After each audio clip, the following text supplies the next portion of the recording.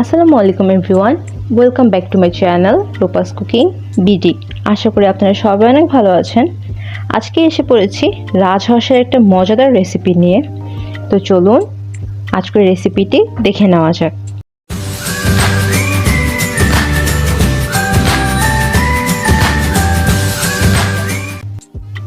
প্রথমে আমি একটা প্যান নিয়ে নেব এবং সেখানে দিয়ে দেব হাফ কাপ তেল, সাথে দিয়ে দেব কালো এলাচ একটা, সবুজ এলাচ 5টা, পরিমাণ মতো গোলমরিচ, পরিমাণ মতো লবঙ্গ ও কিছু দারচিনি।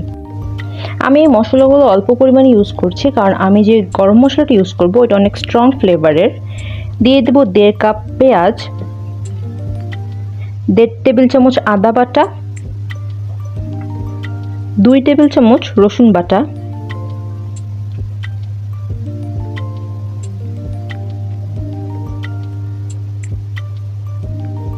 2 টেবিল চামচ লাল মরিচ গুঁড়া,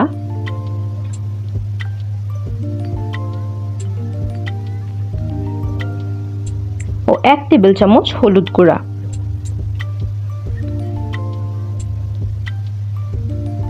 আরও দিয়ে দেব ধনিয়া গুঁড়া 1 টেবিল চামচ, ভাজা জিরা গুঁড়া 1 টেবিল চামচ ও স্বাদমতো লবণ।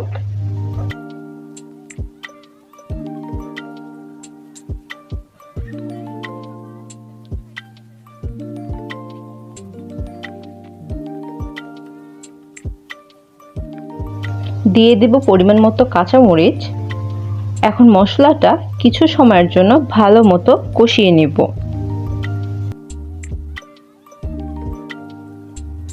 মশলাটা মিনিট 2 কষানো হয়ে গেলে দিয়ে দেব রাজহাঁসের মাংস। এখানে 2.5 কেজির মতো রাজহাঁসের মাংস আছে। এখন আমি ভালো মতো কষিয়ে নেব।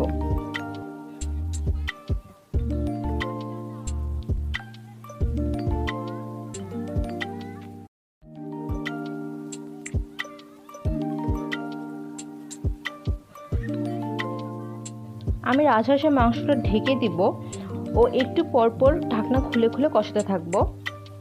আপনারা দেখতেই পাচ্ছেন যে আমি মাংসটা কি পরিমাণ কষিয়েছি। মাংসটার কালার টোটালি চেঞ্জ হয়ে গিয়েছে। রাজহাঁসের মাংস কিন্তু না কষালে খেতে মজা লাগবে না। এখন আমি পানি দিয়ে দিব যাতে মাংসটা আরও ভালো মতো সিদ্ধ হয়ে যায়। এই পর্যায়ে চুলার আঁচটা লো ফ্লেমে থাকবে। আবারও ঢাকনা দিয়ে দিব। ঢাকনাটা খুলে একটু পরপর নেড়ে দিতে হবে। আর এই প্রসেসটা কিছুক্ষণ পর্যন্ত কন্টিনিউ করতে হবে। দিয়ে দেব 1 টেবিল চামচ গরম মশলা গুঁড়া। এই গরম মশলা গুঁড়ার রেসিপিটা আপনারা আমার চ্যানেলে পেয়ে যাবেন, লিংক আমি ডেসক্রিপশন বক্সে দিয়ে দিব। আমি অফ ক্যামেরায় একটু করে পানি দিয়েছি আর কষিয়ে নিয়েছি, আবার ঢেকে দিয়েছি। আপনারা ট্রাই করবেন এই প্রসেসটা কিছুক্ষণ ফলো করার, কারণ রাজহাঁসের মাংস অনেক বেশি শক্ত হয়। এই প্রসেস ফলো না করলে দেখা যাবে মাংসটা শক্ত ঢেকে গিয়েছে, আপনারা মাংসটা খেতে পারবেন না। এখন আবারও ঢেকে দিব। আমি যে প্রসেসটা বলেছি সেই প্রসেসে আমি মাংসটা কমপক্ষে 20 থেকে 30 মিনিট কষিয়ে নিয়েছি। সেটা আপনারা কালার দেখলেই বুঝতে পারছেন হয়তো। দিয়ে দিচ্ছি হাফ টেবিল চামচ ভাজা জিরা গুঁড়া। আমি আবারও কিছুক্ষণের জন্য মাংসটা ঢেকে দিব। সো এই তো হাঁসের মাংসের ফাইনাল লুক। দেখতেই পারছেন কতটা মজাদার হয়েছে। আশা করছি আমার রেসিপিটা আপনাদের সবার অনেক ভালো লেগেছে। আর শীতের দিনে আপনারা কিন্তু মাস্ট হাঁসের মাংস ট্রাই করবেন। আমার রেসিপি ফলো করে যদি আপনারা মাংস রান্না করে থাকেন তাহলে কিন্তু অবশ্যই একটা ছোট্ট কমেন্ট করে যাবেন। টিল দেন আপনারা সবাই ভালো থাকবেন, সুস্থ থাকবেন। আল্লাহ হাফেজ।